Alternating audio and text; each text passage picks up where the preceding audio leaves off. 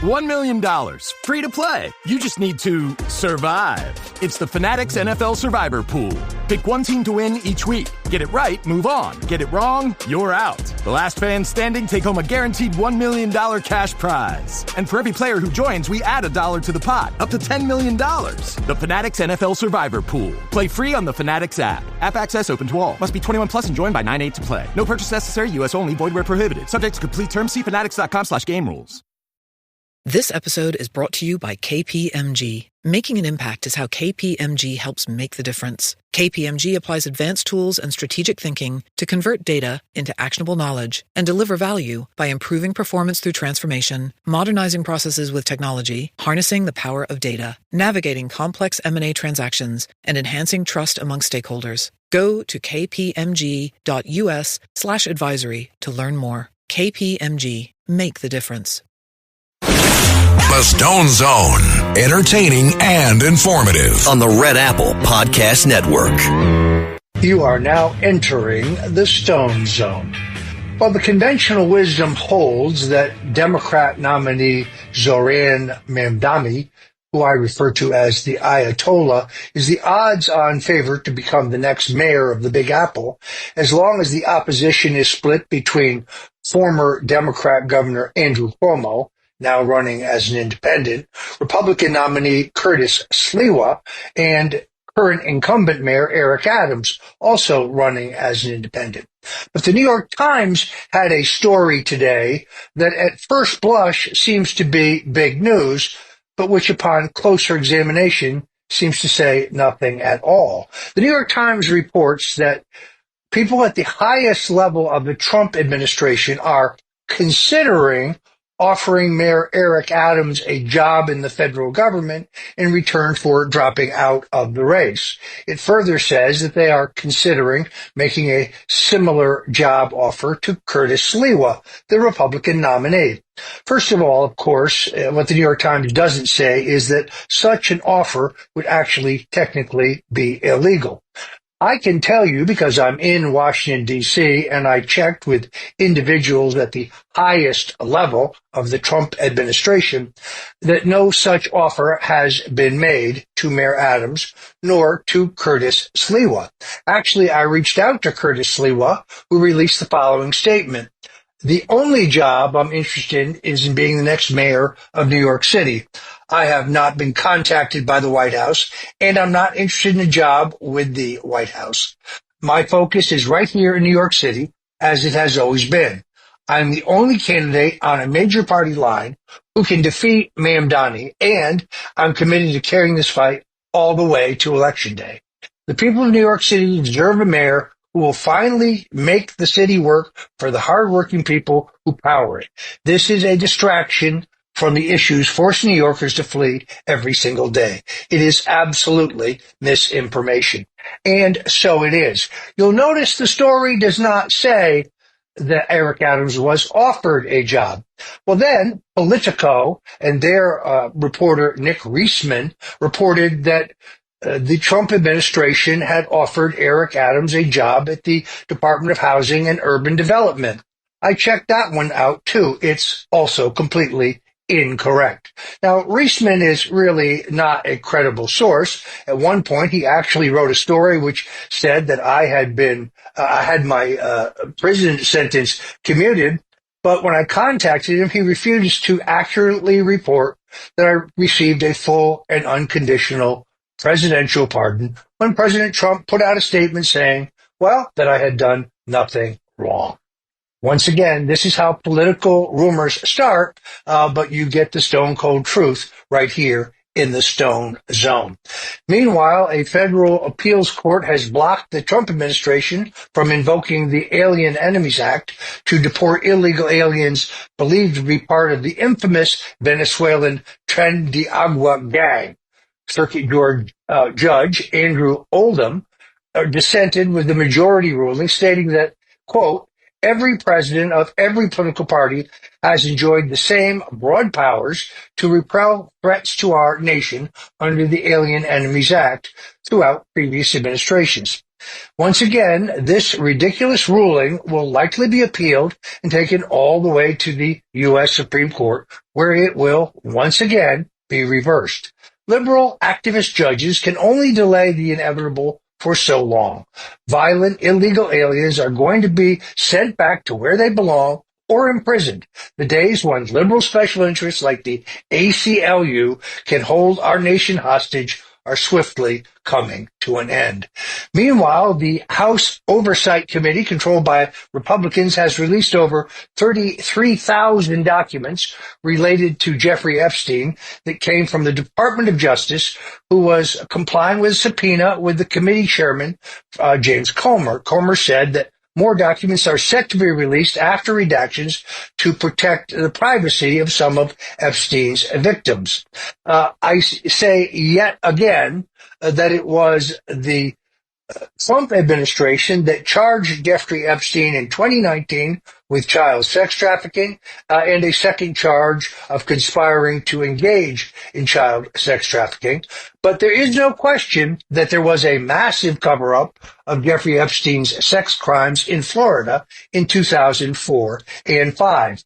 Now we're told that Robert Mueller, who was then the FBI director, declines to testify and to answer a subpoena from the House Oversight Committee as to why the Department of Justice under U.S. Attorney Albert Acosta and U.S. Attorney General Alberto Gonzales, this was during the George W. Bush administration, gave the pedophile a pass. We do know that the police chief of Palm Beach conducted a 6-month undercover investigation into Epstein and turned over to the state's attorney, that's a state official, a state prosecutor for Palm Beach County, a rock-solid case of child sex trafficking involving 33 underage girls. We also know that he turned over a case involving at least 22 underage girls for statutory rape. Yet after Epstein hired Alan Dershowitz, Roy Black, Gerald Lefcourt, and other prominent criminal defense attorneys, including Ken Starr, who had been the special counsel on the Whitewater matter, the local prosecutor decided to charge Epstein with 1 count of solicitation. That's like walking into a bar and trying to pick up a hooker. Only when the police chief objected did the state prosecutor bump that charge up to 1 count of solicitation of a minor, a more serious charge, but not nearly as serious as child sex trafficking. In any event, Epstein pled guilty. Between the time that Epstein was charged and the time he pled guilty, he made a $25,000 contribution to the Clinton Foundation. And then, of course, Epstein ended up fulfilling his term, serving his term, not in the Florida state penitentiaries, which are notoriously harsh, but in the air-conditioned confines of the Palm Beach County Jail. Never been an explanation of that. At the time, the U.S. Attorney, Alexander Acosta, was approached by the police chief, Michael Ryder, who complained that the case had either been fixed because the state prosecutor had either been compromised or he had been threatened. So Acosta conducted his own investigation, whereupon he rubber-stamped the state charges, and then he sealed the entire matter. At the time, the U.S. Attorney General, Alberto Gonzales, was quoted as saying that it was handled in this manner because they didn't want a political circus. This would lead one to believe that Jeffrey Epstein had certain political connections. Now, it was announced by Chairman Comer of the House Oversight Committee that former U.S. Attorney Alexander Acosta, who later served as the Secretary of Labor in Donald Trump's first term, but was essentially told to resign after news of his involvement in the Epstein case came to light, is going to testify as well for the House Oversight Committee. It's going to be very exciting testimony because a lawyer who is a friend of mine, a prominent lawyer, someone whose name you would recognize, member of the Federalist Society, was involved in the preparations but for Alexander Acosta's confirmation in the U.S. Senate when he was appointed to the position of Labor Secretary. And in the practice sessions for that confirmation hearing, when the question was posed, what are you going to say when they ask you about your disposition of the Epstein case, Acosta reportedly said, well, I'm going to tell the truth, that the Central Intelligence Agency contacted me, told me that he was one of their assets, and that I was to seal the case. And that is, of course, exactly what he did. One of the documents released this week shows that 9 days before Epstein's death, the Bureau of Prison Assessment of Epstein stated that he did not appear to be an immediate threat to kill himself. This is but the latest indicator that Epstein was murdered to prevent him from spreading secrets about his elite pedophile sex trafficking operation.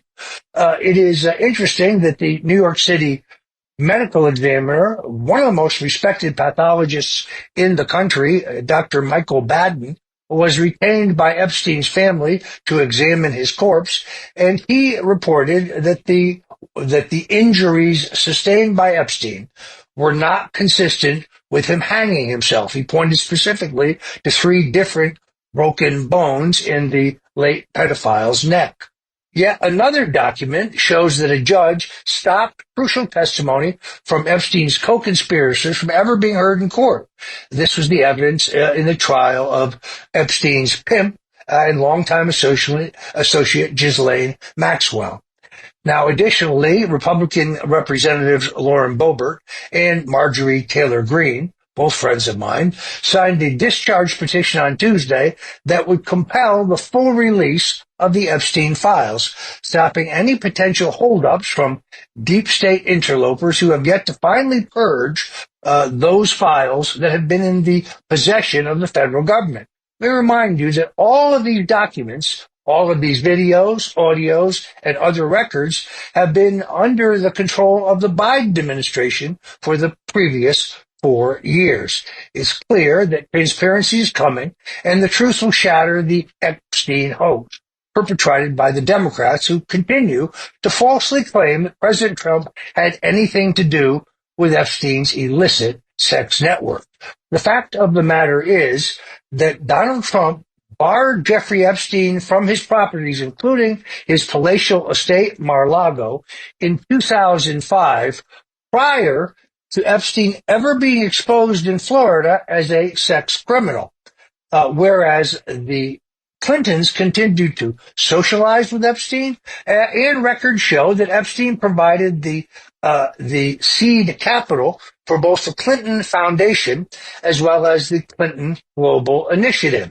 In fact, the nonprofit organization Terra-Mar, that was theoretically an environmental nonprofit, but was in fact a grooming ground for young female interns who could then be assaulted and trafficked by Epstein, and was run by Maxwell, was 100% funded by millions of dollars from the Clinton Foundation. News comes today that Chelsea Clinton, the daughter of Hillary Clinton and Webster Hubbell, based on my own research, you can find that in my book, The Clintons' War on Women, is considering running for the House seat of Jerry Nadler. If he in fact runs, all of these questions about her father's involvement with Jeffrey Epstein will be out in the open. Now suddenly we're told that Bill Clinton has serious health problems, probably so serious that he won't be able to testify for the House Oversight Committee. Sounds just like the excuse that Robert Mueller suddenly has, that he's too ill to testify. Seems to be an endemic that's going around.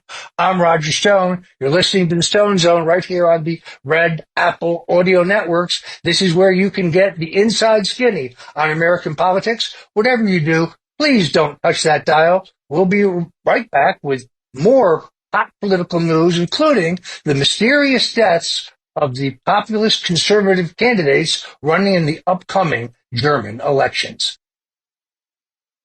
The Stone Zone, entertaining and informative. On the Red Apple Podcast Network. You are now re-entering the Stone Zone. A wave of mysterious deaths have sent German elections into chaos as the populist conservative Alternative for Germany's party has now lost 7 of their candidates. Party co-leaders Alice Weidel stated in an X post that this many deaths of candidates in such a short period of time is statistically almost impossible. This comes after the Alternative for Germany party, or AFG, was deemed a right-wing extremist organization by the National Police as chatter to ban the party and jail party leaders intensified while the party began to rise sharply in the polls. As we saw with President Donald Trump, the globalists will do everything and anything they can to stop their enemies. Evidently in Germany, that includes murder. When they could not jail Trump or keep him off the ballot in 2024, there were at least 2 attempts on his life that came after a series of incomprehensible security lapses at a Pennsylvania rally. There will be nothing to keep these illicit people in power in America and abroad. It is highly unlikely that these deaths in Germany were a mere coincidence. Meanwhile, 600 lawyers will serve as judges to help facilitate deportations of illegal immigrants. Trump Defense Secretary Pete Hegseth has authorized 600 military attorneys in the Department of Justice to serve as immigration judges to expedite the deportation process. This will effectively double the number of immigration judges that are currently working, as many has been fired or been subject to deferred resignations. This move is meant to quickly remedy the massive backlog of immigration cases, which currently stands at about 3.5 million. The left is predictably not happy about this news. American Immigration Lawyers Association Executive Director Ben Johnson said, expecting fair decisions from judges unfamiliar with the law is absurd. This reckless move guts due process and further undermines the integrity of our immigration court system. Johnson is not entirely incorrect. President Trump is taking aim at the system that deliberately allows millions of invaders to make a mockery of the rule of law. After cutting the fat by getting rid of judges who refuse to do their jobs, they are now replacing them with lawyers who will do the job. It has been a long time coming, but mass deportations are on the way, as Trump promised during the campaign. Promises made, promises kept. By the way, Barack Obama deported 2.6 million illegal immigrants during his presidency. He also won the Nobel Peace Prize and did so after dropping more bombs and firing off more drones than any president in American history. Yet they don't want to give the Nobel Peace Prize to Donald Trump. Go figure. I'm Roger Stone. This is the Stone Zone right here on the Red Apple Audio Networks. And whatever you do, don't touch that dial. We'll be right back because the Treasury Secretary says that America is having a housing emergency. Well, we're going to talk about the implications of that on the other side.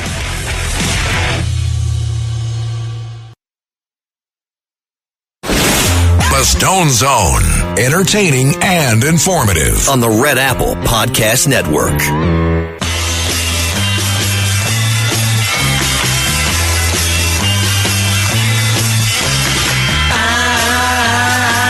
I'm not your stepping stone. This is the Stone Zone. Now, get in the zone. It's the Stone Zone. Here's Roger Stone. Welcome back to the Stone Zone. White House Treasury Secretary Scott Bessent says that the Trump administration is considering declaring a housing emergency in the upcoming months due to the soaring cost of housing. They hope to make homes more affordable as real estate prices rise and higher mortgage rates price the middle class completely out of the market. Bessent said, we're trying to figure out what we can do. We don't want to step into the business of states, counties, and municipal governments. I think everything is on the table. Of course, we all understand that the fundamental problem is the fact that we have not cut interest rates. This is kind of hard to understand because the last 4 times the Federal Reserve cut interest rates, inflation, and unemployment, which are the 2 measures that the Federal Reserve Board of Governors are supposed to take into consideration, were either at the same level or lower than they are today. So it's abundantly clear that the Federal Reserve Chairman, Jerome Powell, who, by the way, is not an economist or a housing expert, he's an attorney, is playing politics with the nation's housing market and therefore our economy. Powell continues to say that he doesn't want to cut rates on the American people because he's not sure what the impact will be of President Trump's efforts to make better tariff deals with our various trading partners. Yet I think the evidence is very clear what the impact of that is. Inflation remains historically low. The dollar remains strong. Unemployment remains low. We have a record Dow. The stock market's doing extraordinarily well. And all of that is without an interest rate cut. The shocking truth is that 30% of those who are married and homeowners has crashed by at least 40% in 1990 to about 15% today. That means only 15% of people in that age bracket are actually buying or attempting to buy a home. President Trump has inherited this crisis, and he's working very hard to restore the American dream. One way to do that is by depriving illegal aliens from federal housing assistance programs, which has been one way that prices have been artificially driven higher. Restoring order in Democrat-run wastelands will also add to the supply of livable homes that Americans will feel safe to live in. Thank God we have an administration that understands this problem, is taking active measures to solve it, rather than speaking in platitudes and sweeping the matter under the rug like establishment Republicans and Democrats have always done in the past. It continues to amaze me that Chicago Mayor Brandon Johnson and Governor J.B. Pritzker continue to insist that crime in the Windy City is not a problem, when in fact, over Labor Day weekend, there were 58 shootings, 8 deaths. It is the murder capital of the United States. Last year, there were 226,000 phone calls to 9/11 that went to the Chicago Police Department and went completely unanswered. That's because the Chicago Police Department is down by 1,600 officers. That's because no one will apply for these jobs. That's because people who would be police officers know that the politicians will not have their back. So one way you can improve the housing market in the country is to have safer cities and safer suburbs. But the most important thing, of course, is a cut in interest rates. It is most definitely time. Now, speaking of the Federal Reserve, an independent journalist from Michigan recently traveled to one of Federal Reserve Governor Lisa Cook's properties and found, well, surprise, surprise, it's not her primary legal residence as she claimed. Journalist Charlie LaDuff of the Michigan Enjoyer did some good old-fashioned shoe leather reporting, going up to the Ann Arbor, Michigan property and knocking on the door in a video that he posted on YouTube. While at the door, he talked with some very uncomfortable people who confirmed that they were renting the property and they were not the owners of the home. Thanks to the head of the Federal Housing and Finance Agency, Bill Pulte, we now know that the Federal Reserve Board Governor, Lisa Cook, claimed that the home in Ann Arbor, Michigan, was her principal primary legal residence, even though she doesn't live there. We also learned that 2 weeks later, she got a mortgage on a property outside of Atlanta, where she also claimed it was her principal primary legal residence. Now, you don't have to be a genius to understand that you can't have two principal primary legal residences. Why would she do this? Well, the answer is obvious. In both states, she enjoyed a state tax reduction because she claimed it to be her principal residence. She also got a lower mortgage rate and a lower insurance rate. So it is very clear that Lisa Cook is engaged, at least in those two instances alone, in mortgage fraud. In addition, however, We've now learned, thanks to the fraud investigators at Fannie Mae and Freddie Mac, the two primary mortgage lenders in the United States, both of them headed by William Pulte, the head of the Federal Housing and Finance Agency, that she also had a bank loan on a secondary home in Massachusetts, which at some point she also claimed as her primary principal legal residence, but at other times claimed was an investment property. This is significant because the two have very different tax treatments. The Trump administration has found evidence that she's renting out that Atlanta home as well. So the truth is, each of these mortgages were taken out in 2021, just within a couple months of each other. Apparently, Lisa Cook never dreamed that she would be investigated for what appears to be a pattern of mortgage fraud. After all, she was the first black woman appointed to be a member of the Federal Reserve Board of Governors. Perhaps she thought that the DEI policies of the Biden administration would protect her. This made her among the highest on the woke totem pole, as she was celebrated by the Biden regime as a champion of the merits of diversity. But unfortunately for Lisa Cook, this facade is crumbling and reality is setting in. She's been exposed as a fraudster as the Trump administration peers into the records of those who previously thought to be untouchable. Cook has been fired by President Trump as a board member of the Federal Reserve, and despite her delusional lawsuit that she seeks to overturn the dismissal, I don't believe she'll be returning to that position. What's disturbing, however, is the fact that when she filed the lawsuit, the clerk of the D.C. courts, Angela Caesar, assigned the case to Judge Gia Cobb.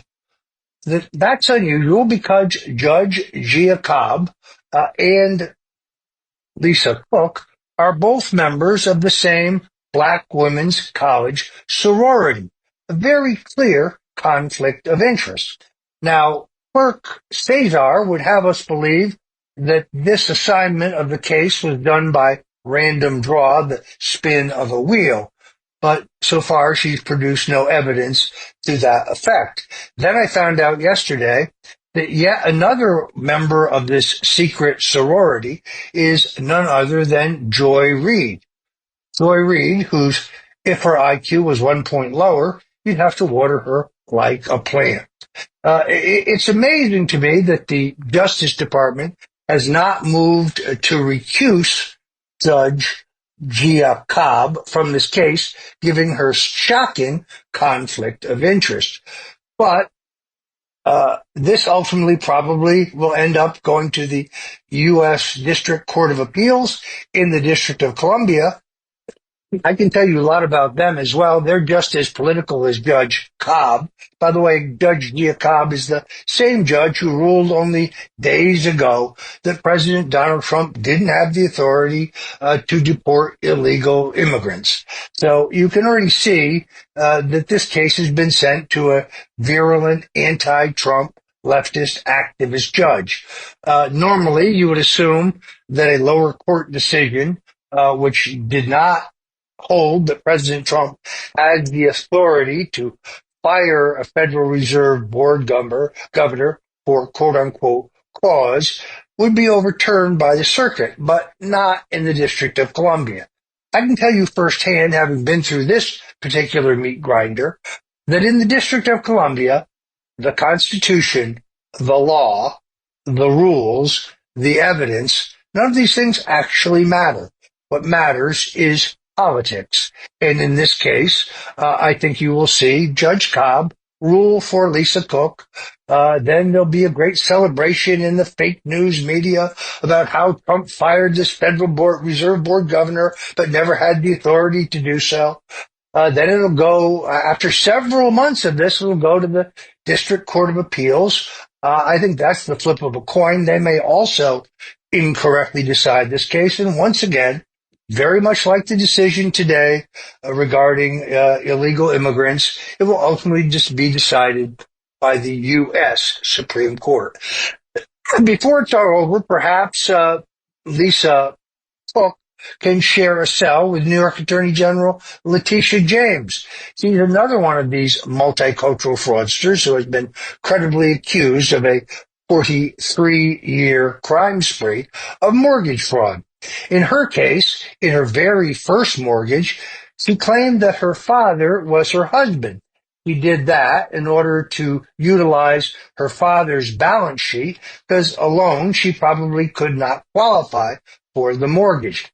There's also new evidence that when she fell short of one of her mortgage applications, she quickly went to Columbia University and collected 2 checks, although what those checks exactly were for, well, that's not clear at all.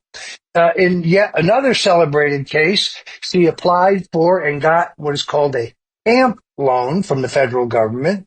This is a loan designed for someone who owns investment properties, but to get a HAMP loan, your investment property must be 4 rentable units or less.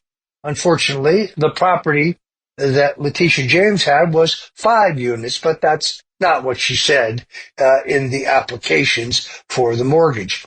And then more recently, as we now know, she applied for and got a mortgage for a property in Virginia, but in the power of attorney, which she signed in 12 different places, so much for the argument that this was a typographical error, she claimed that the property in Virginia would be her primary principal legal residence. Of course, if that were true, then under the New York State Constitution, Letitia James would not be eligible to be the state attorney general.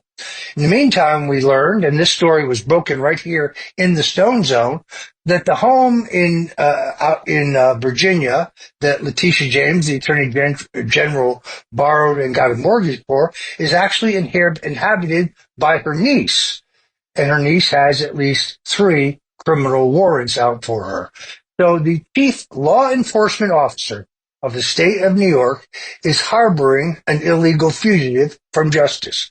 How long can this go on? I think it was Letitia James who said, no one is above the law.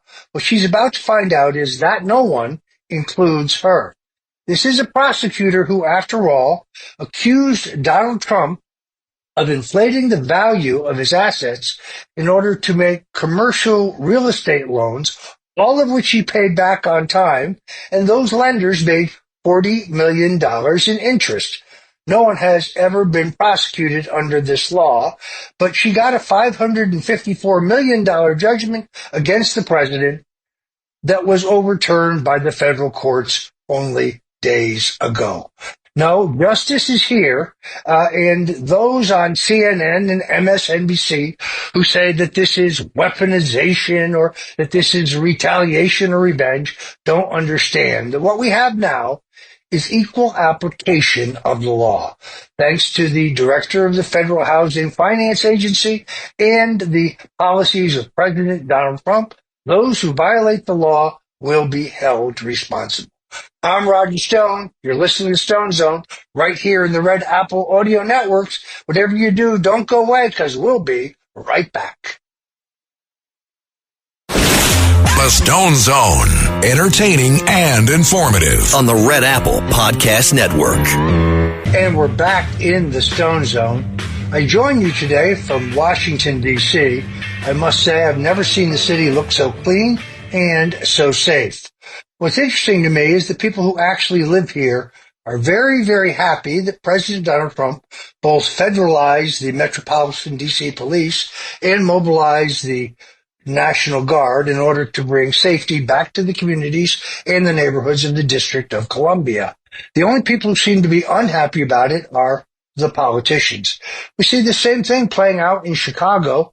Yesterday, I interviewed former Chicago Police Superintendent Richard Brezak, who explained to us that since the 1980s, the politicians in the city of Chicago have refused to back up the police, causing an enormous gap in the credibility of the Chicago Police Department. Very clear to me that President Donald Trump has already made the decision to mobilize the National Guard and to send them to Chicago. In fact, he himself yesterday said, it's not a question of if, It's only a question of when. Once again, I predict to you, despite what Mayor Brandon Johnson says, who seems to be rallying the people of Chicago to oppose those who would go there to preserve order and safety, that the people of Chicago will be relieved if the National Guard clean up the crime situation in Chicago as they have in the District of Columbia. Meanwhile, MultiCare's Mary Bridge Children's Hospital in Tacoma, Washington, was shut down because their gender clinic for children was violating the law, and they will no longer be providing puberty blockers, hormone therapy, and other treatments designed to facilitate gender transitions for children. The hospital scrubbed most of the information about so-called gender-affirming care for children from their website. A hospital spokesman said that the hospital would continue providing behavioral health care, which includes mental health assessments, counseling, and support services to children with gender dysphoria following the change.